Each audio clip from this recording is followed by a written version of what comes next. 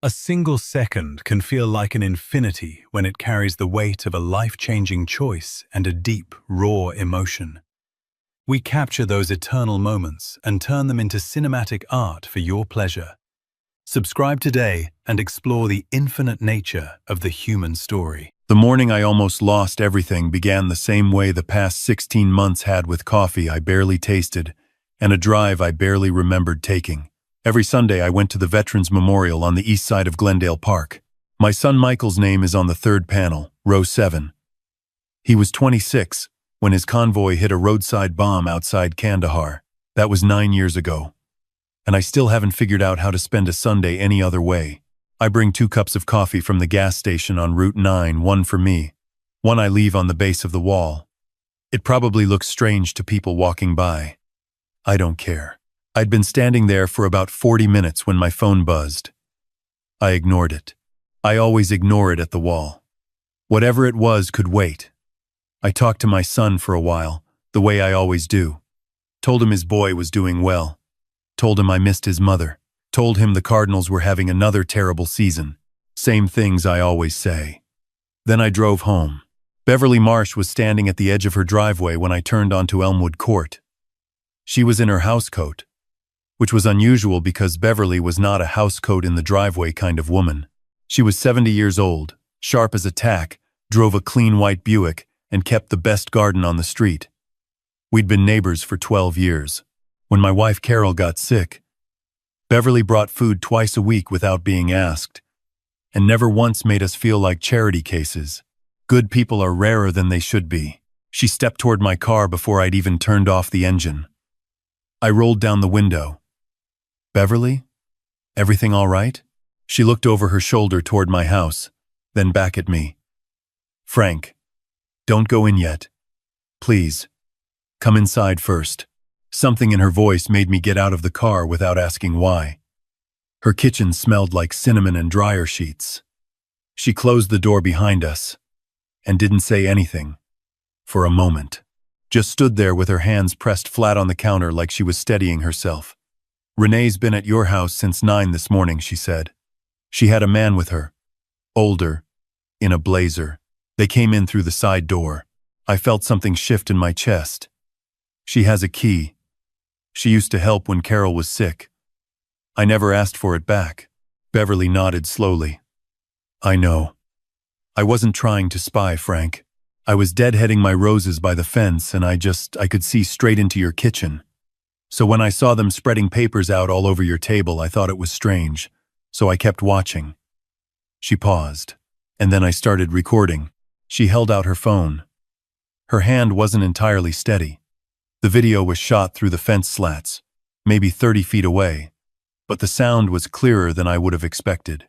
My kitchen, my table, my daughter-in-law Renee sitting across from a man I didn't recognize, heavy-set, gray-haired, bifocals with a stack of documents between them that was at least 2 inches thick. The man's voice came through the speaker first. "The cognitive evaluation is already on file with the court. Dr. Patel signed off last Tuesday. And it says what we need it to say." Renee's voice. Careful. Low. "Moderate memory impairment. Impaired judgment. Early-stage executive dysfunction. Enough for the judge to take it seriously." He tapped the papers. "Combined with the incident reports from the pharmacy and the bank, we have a strong case for a conservatorship." Renee leaned back in my kitchen chair, my chair, the one I'd sat in every morning for 11 years. "How long until we have full control?"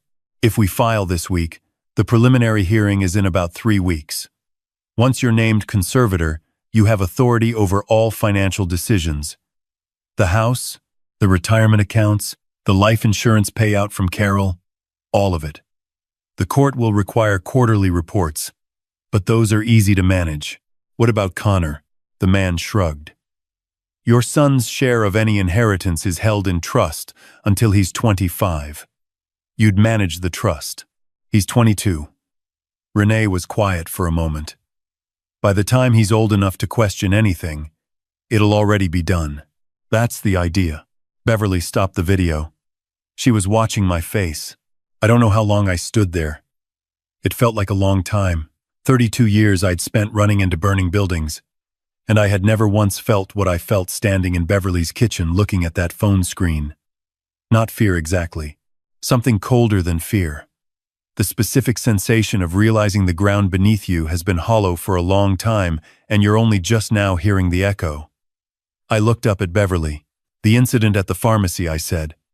"3 months ago, I went to pick up Carol's leftover prescriptions to donate them, and the pharmacist got confused about the name on the account. I told Renee about it because she offered to help sort it out. She must have documented it as something else." Beverly finished quietly. I nodded. "The bank, too. I transferred money to a new savings account last spring, and the teller flagged it as unusual behavior. I explained it. Renee was there with me that day." Beverly reached out and put her hand over mine. "She's been building a file for months." I pulled out a chair and sat down because I needed to. "Can you send me that video?" "Already did." And I made copies. 3 of them. Different places. I looked at her. This 70-year-old woman in her housecoat with cinnamon still warm in the air. "Why are you doing this for me?" Her eyes went soft in a way I hadn't seen before. "You know the Dewhurst fire. On Caldwell Street. 2019. I remembered it. Old Victorian. Electrical fire in the walls.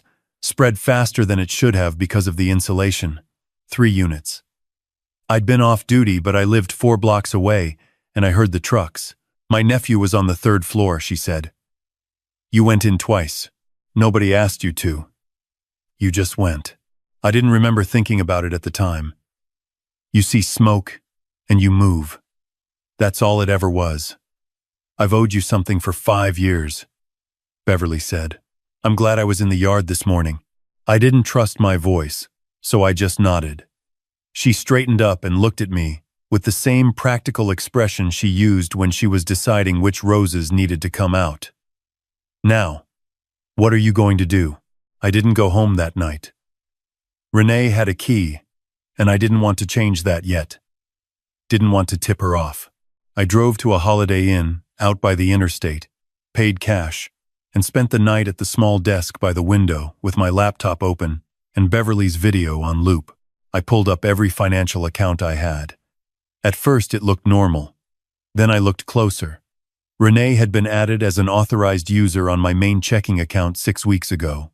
The paperwork had her signature, and what was supposed to be mine. I didn't recognize the branch listed. I'd never been to that location. My brokerage account was the same. Her name, quietly threaded in. Not a joint owner, just enough access to initiate transfers with proper authorization. I went back further. Small withdrawals over the past 4 months. Nothing dramatic. $40 here, $120 there. The kind of amounts that look like ATM fees if you're not paying close attention. I'd been paying close attention to the wrong things. I thought about the man at my kitchen table. Dr. Patel. I didn't know a Dr. Patel, but I knew Renee had suggested I see someone about my memory after I'd mentioned forgetting where I put my reading glasses twice in 1 week. Normal thing. I'd laughed it off and she'd looked at me with this careful, worried expression that I now understood differently. I hadn't forgotten anything, but the evaluation would say otherwise. My phone showed 3 texts from Connor. "Grandpa, you okay? Mom said you missed dinner. Call me when you can." I sat looking at his name for a long time. Connor Michael DeLuca, named for a grandfather he'd never met, and a father he'd lost when he was 13. I'd raised him alongside Renee after Michael died. He was a good kid. Quiet, steady, the kind of young man who thought before he spoke. He looked like his father in the eyes. Did he know what his mother was planning? I couldn't imagine it, but then I couldn't have imagined this morning either. I texted back. "I'm fine. Phone died earlier. Talk tomorrow. Love you." His reply came fast, the way his always did. "Love you too. Don't be a stranger, old man." I put the phone face down on the desk and didn't sleep. By 6 in the morning, I had a list. The first call I made was to Dr. Susan Holt, a neuropsychologist at Scottsdale Medical who I'd met years ago at a benefit for the department. I explained the situation in as few words as I could. She didn't ask unnecessary questions. She had me in her office by 2 that afternoon. The evaluation took most of the day. Memory recall, processing speed, executive function, attention, language. When it was finished, Dr. Holt sat across from me with a look I recognized from years of delivering bad news to good people, except this time, the news wasn't bad. Your cognitive function is well within normal range, she said. Above average in several categories, particularly working memory and problem solving. Whoever generated that other evaluation either made significant errors or was not evaluating you honestly. I had her put everything in writing, notarized, time-stamped, with her credentials attached. She made 2 copies on the spot and handed them both to me without being asked. "Good luck," she said when I left. The way she said it made clear she understood what I was walking into. Second, I needed someone in the house who wouldn't tip Renee off. I called a locksmith I'd worked with on a department property years ago, someone I trusted. He met me at the house at midnight. The side door Renee had used that morning got a new deadbolt with a key only I had. I left her key working on the front door, so she wouldn't know anything had changed. While I was inside, I set up cameras. I'd done a home security course after Carol died, never got around to installing anything. I installed it now. 4 small wireless units, kitchen, living room, my home office, the hallway. They fed to an encrypted cloud server. Password was Carol's maiden name and the year we got married. Nobody was guessing that. Third, I needed an attorney. Jim Gallagher had handled my will, Carol's estate, and the trust we'd set up for Connor. He was 65, semi-retired, and the kind of lawyer who thought slowly and never lost. I met him at his office the next morning and put everything on his desk. Beverly's video, the financial account records, the duplicate signature paperwork, Dr. Holt's evaluation alongside a copy of the fraudulent one I'd obtained from the court, filing through a records request. Jim read through everything the way he read through everything, without expression, without hurry. When he set the last page down, he looked at me over the top of his glasses. "This is elder financial abuse. The forged authorization forms alone are criminal. The medical fraud compounds it substantially." He folded his hands. "I can file to contest the conservatorship petition and request an emergency stay. That buys us time. While the court is sorting out the procedural challenge, you give me 2 weeks to build the full case." 2 weeks, I said. "Maybe 3. Don't change anything visible. Don't confront her yet. Let the cameras run. She'll figure out something's wrong. Not if you act normal." He looked at me steadily. "Can you do that?" I'd walked into burning buildings 32 years without letting anyone see me hesitate. "Yes," I said. "Good. Be careful, Frank. People who plan this carefully don't give up easily." I drove home and made dinner. Steak, roasted potatoes, the way I always did on Tuesdays. Like nothing had happened. Like my world hadn't been quietly hollowed out from underneath me for months. Day 2. The camera in the kitchen caught Renee letting herself in through the front door at 11 in the morning while I was at the hardware store. She walked through the rooms slowly. The way you walk through a place you're already imagining belongs to you. She opened the drawer in my office where I kept the insurance documents and photographed several pages with her phone. Then she stood in front of the framed photos on the hallway wall. Connor's school pictures, our family Christmas photos, a picture of Michael in his uniform, and stared at them for a long moment before she left. I watched the footage that night in my truck, parked down the street. I didn't know what to feel. Day 4. Renee and the man from Beverly's video, I'd identified him by then as Brad Foley. A financial consultant she'd been seeing for 2 years were in my living room. I was supposedly at my Tuesday morning coffee group, which Renee knew about. Brad's voice through the audio feed. "The hearing's in 16 days. The stay request slows it down, but it doesn't stop it. If Gallagher gets aggressive, we might need the doctor to testify in person. Patel will do whatever I ask," Renee said. "How much does he owe you?" "Enough." She picked up a photograph from the side table. Carol and me at the Grand Canyon, the summer before she got sick. "Frank trusts me completely. He always has. After Michael died, he used to say I was the only family he had left besides Connor. She set the photo down. He never even questioned why I wanted to be added to the accounts. You told him it was to help with the bills after Carol. He believed me. A pause. He's not stupid. He's just lonely. I sat in my truck for a long time after that part. The loneliness she'd used like a key. Day 6. Connor came by. I watched through the kitchen feed, heart in my throat, as my grandson walked through the house with his mother. He was quiet. That quiet he got when something was bothering him, the same quiet his father used to get. Mom, I don't understand why we need court involvement. Grandpa seems completely fine to me. You don't see him every day, sweetheart. I see him every week. We watched the game together Sunday. And did he remember the score from the week before? A pause. He's 66. I don't remember what I had for lunch yesterday. Connor. Renee's voice went gentle in the way it went gentle when it wanted something. The doctor's report is serious. I'm not doing this to hurt your grandfather. I'm doing it to protect him. To protect everything your dad worked for. That your grandfather worked for. Do you want some stranger taking advantage of him because he's getting older and he's alone? Silence. No, Connor said finally. But I want to talk to him about it. Of course. When the time is right. Right now he gets defensive. If we bring it up directly. The doctor warned me about that. I watched my grandson's face on the small screen. Watched the doubt move through it and not quite leave. He didn't look convinced. But he didn't push back either, and Renee knew how to read that as a door. There was something in his eyes, though, something she hadn't closed all the way. Day 8.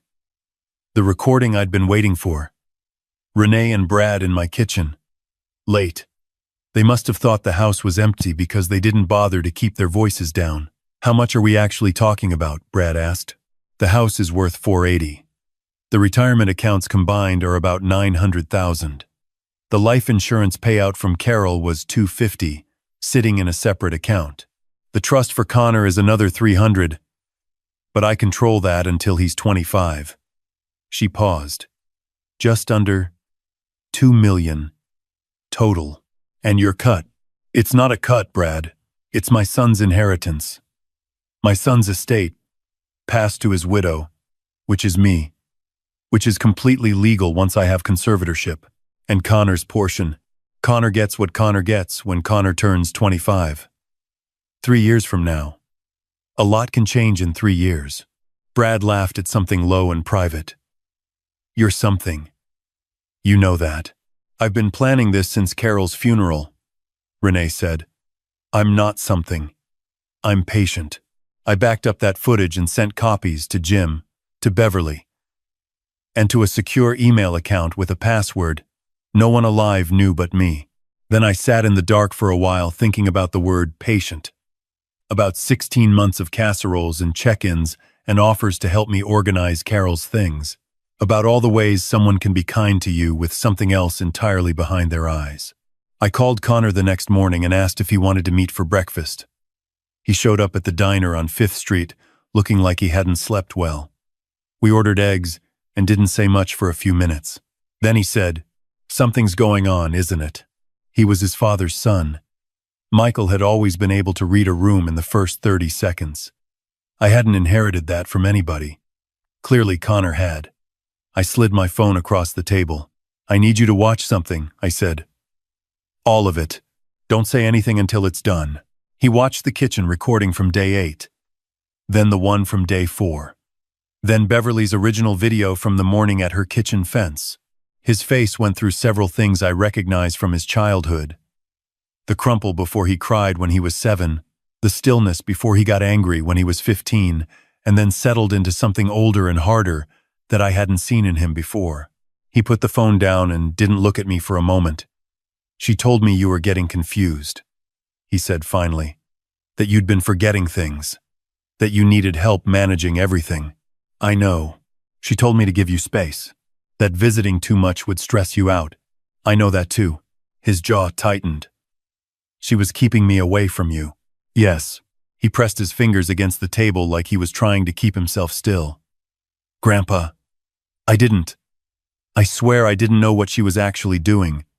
I just thought she was worried about you. I thought I was respecting what you needed. I know you didn't know. I reached across and put my hand over his fist on the table. That's why I'm showing you now. Not to blame you. To give you the choice I didn't have. He looked up.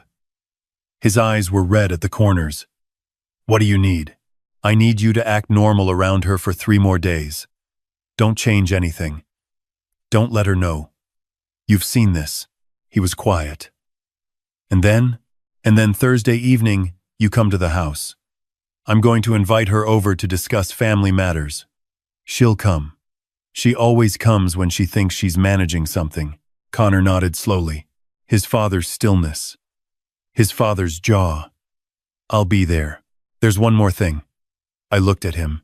I need you to know that no matter what happens in that room, what she did doesn't define you. You're not her plan. You're Michael's son. You always have been.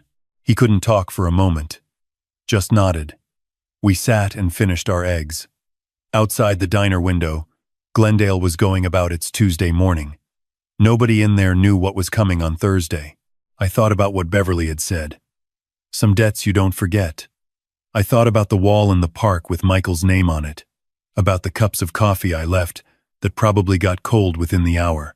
I thought, I will not lose what he left behind. Not to patience with something else behind its eyes. Thursday at 7. I told Renee I wanted to discuss updating the family trust, that Jim Gallagher had some questions about the documents. That brought her. I knew it would. She'd want to be in the room for anything involving the trust. She came with Brad. Of course she did. He walked in behind her like a second shadow. Pleasant, professional, hand extended. Mr. DeLuca, good to finally meet you properly. I shook his hand. Come in. Sit down. They sat on the couch. I stood near the fireplace. Beverly was 2 miles away, watching through the kitchen camera feed on her laptop.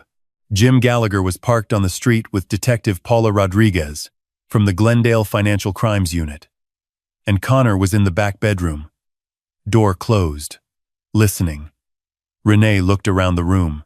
Is Jim here? Not yet, I said. We have a few minutes. I wanted to talk to you first. She smiled. The careful smile. Of course. What's on your mind, Frank? I know about the conservatorship petition. Not a flicker. Not a single one. I gave her credit for that. I don't know what you mean. I turned on the television and connected my phone. Beverly's video played first. The kitchen table, the papers, Dr. Patel's name, the conversation about the house and the accounts, and Connor's trust. Renee's smile didn't move. Where did you get that? My neighbor recorded it. That's illegal. You can't use. We checked. Recording on private property where the subject has no reasonable expectation of privacy is legally permitted in Arizona. I switched to the Day 8 footage. Her voice filling the room. $2 million. Patient. Since Carol's funeral. Brad stood up. This is harassment. We're leaving. Sit down, I said. Please. The front door opened. Jim Gallagher walked in first. Behind him, Detective Rodriguez. 2 uniformed officers in the doorway. Renee's composure fractured for the first time. Just around the eyes. Frank, think about what you're doing. I'm your family. I'm Michael's wife. Everything I've done has been for this family. My son has been dead for 9 years, I said. Everything you've done since his funeral has been for yourself. You don't understand. Mom. Connor stepped out from the hallway. Renee went completely still. Connor. Her voice shifted immediately, naturally, the way it must have shifted 1,000 times. Warm. Worried. Sweetheart, what are you? I watched the videos, he said. All of them. Whatever your grandfather told you, he's not well. He's confused about. Stop. His voice was steady. Not angry. Just done. I grew up watching you. I know every version of your voice. I know when you're actually worried about me, and I know when you're managing me. He looked at her directly. This is the second one. She stared at her son for a moment. Something moved across her face. That might have been the closest thing to real feeling the room had seen from her all evening. Then it closed. Detective Rodriguez stepped forward. Renee DeLuca, Bradley Foley, you're being detained for questioning in connection with allegations of elder financial abuse, fraud, and falsification of legal documents. She looked at them evenly. We'll also be contacting Dr. Patel's licensing board this evening. Brad said something about attorneys. Renee said nothing. She walked out of my house between two uniformed officers without looking back at her son. Connor and I stood in the living room after everyone else had gone. The house felt very quiet. He sat down on the couch and put his head in his hands. I sat beside him. We stayed like that for a while. I kept giving her the benefit of the doubt, he said. Every time something felt off, I told myself I was being unfair to her. That she'd been through a lot. That grief makes people do strange things. She had been through a lot, I said. That part was real, but it doesn't explain what she chose to do with it. He looked up. How long did you know something was wrong? Before Beverly told you, I thought about it. About the uneasy feeling I'd been brushing aside. The small things that hadn't quite added up but that I'd talked myself out of. I think I knew for a while. I just didn't want to know. What do you do with that? You learn from it. You stop dismissing the feeling in your gut when it keeps coming back. He leaned back into the cushions and looked at the ceiling. What happens now? Now we wait for the courts. Jim says the case is strong. Brad's financial records alone are significant, and the forensic handwriting analysis on the account paperwork is conclusive. I looked at him. And you move forward. That's what happens now. The trial was 11 weeks later. Renee and Brad were both convicted. Renee received 4 years on the elder financial abuse and fraud charges. Brad received 6. The court took a harder view of his professional role in structuring the scheme. Dr. Patel surrendered his medical license before his separate hearing and reached a plea agreement. His career was finished. The conservatorship petition was dismissed entirely. Every financial account was restored to its original state. The unauthorized signatures were vacated. Connor moved into the apartment 2 blocks from me in the spring. He got a job with an engineering firm downtown. On Sundays, he came over and we cooked. Sometimes we drove together to the memorial in the park. He'd never been to that wall. Not since he was too young to understand what it meant. And the first time he stood in front of his father's name, he was quiet for a long time. I stood beside him and didn't say anything. Some things don't need words around them. About 4 months after the trial, he and I were sitting on the back porch in the evening when he asked me something I'd been expecting. Do you blame yourself? He said. For not seeing it sooner? I watched the light go out of the sky over the neighbor's roofline. I've thought about that a lot. I think I wanted to believe she was who I needed her to be. After Michael. After Carol. I needed there to be family left, and so I saw what I needed to see. That's not a flaw. That's just being human. Maybe. But it almost cost me everything. I turned toward him. The warning signs were there. The isolation, the small financial moves, the offered help that came with strings. I couldn't see yet. I missed them because I trusted her and because I was grieving, and because lonely people sometimes see what they want to see instead of what's actually there. Connor was quiet for a moment. Beverly saw it. Beverly wasn't grieving. Beverly was paying attention. I thought about her that morning in her housecoat at the edge of the driveway, moving faster than she had in years. There are people in your life who'll stand between you and something coming for you without being asked. You don't always know who they are until the moment arrives. And how do you find those people? You be one yourself, I said. That's the only way I know. We sat on the porch until the sky went completely dark. The neighbors on the left had their kitchen light on. Beverly's house was quiet. Her garden visible even in the low light. Everything in its right place and tended to. I thought about Michael, about Carol, about the weight of 16 months of grief that Renee had used the way you'd use a tool, slipping it under something solid to pry it loose. I thought about the wall in the park with 2 cups of coffee every Sunday, one of which always got cold. I thought, The people we lose don't leave us with nothing. They leave us with the people who love them too. Connor reached over and put his hand briefly on my shoulder the way his father used to. Then he stood up and started clearing the glasses. "Same time next Sunday?" he said. "Same time next Sunday," I said. "There is something nobody tells you about getting older, and it is this. It is not your mind that needs protecting most. It is your loneliness, because loneliness is the door that certain people know how to walk through. They come in behind grief, behind the ordinary kindnesses, behind the names of people you've lost. They speak in the language of concern. They come with casseroles and offers to help and patient smiles, and by the time you understand what they are actually carrying, they've already been in your house for months. Watch the small things, the account you didn't change. The name added quietly to a document. The visit you were gently talked out of making. The feeling that something isn't right. That you dismiss. Because you don't want it to be true. I'm 66 years old. I spent 32 years running toward things other people ran away from. I made it out of burning buildings I had no business being in. I outlived my son and my wife, and the version of myself that thought he knew what was coming. What almost finished me wasn't fire. It was patience with something else behind its eyes. Pay attention. Trust your gut. Call your attorney before you think you need to. And hold on to the people who show up at your driveway in their housecoat before you've even turned off the engine, because those are the ones who actually mean it. Drop a 2 in the comments if you made it to the end. I genuinely like to know you were here.